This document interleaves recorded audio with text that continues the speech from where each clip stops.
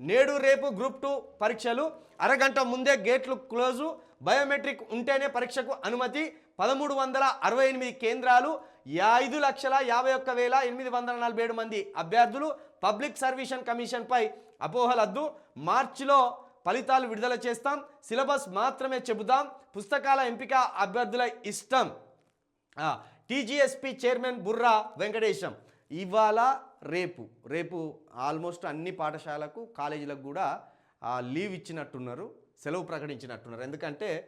group 2 అభ్యర్థుల exam కోసం పాఠశాలకు కళాశాలకు రేపు సెలవు దినంగా కూడా ప్రకటించినట్టున్నారు ఇక నేడు రేపు 2 రోజులు కూడా ఈ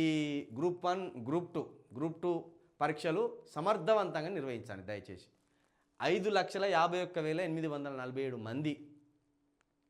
ఇంతమంది నిరుద్యోగులు గ్రూప్ 2 ఆఫీసర్లు కావాలని ఎన్నో కలలు కానీ అహోరాత్రులు శ్రమించి కష్టపడి అక్కడో బుక్కు ఇక్కడో బుక్కు కొనుక్కొని ఒక్క ప్రశ్న కోసం ఒక బుక్కే కొనవలసి వస్తుంది కొన్నిసార్లు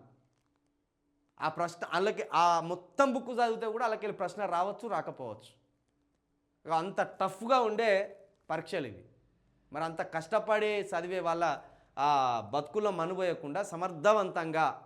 పరీక్షలు నిర్వహించి ఆ పేపర్లు దిద్దడంలో కావచ్చు మళ్ళీ ఉద్యోగాలు నిబద్ధతగా నిజాయితీగా ఇవ్వడంలో కావచ్చు జర ఈ కాంగ్రెస్ సర్కారు కావచ్చు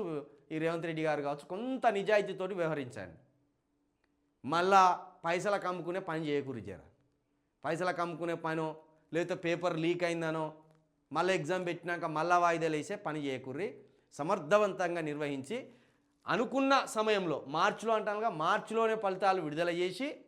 ఏప్రిల్లోగా వాళ్ళని జాబ్లోకి తీసుకుంటే వాళ్ళ బతుకులు బాగుపడతాయి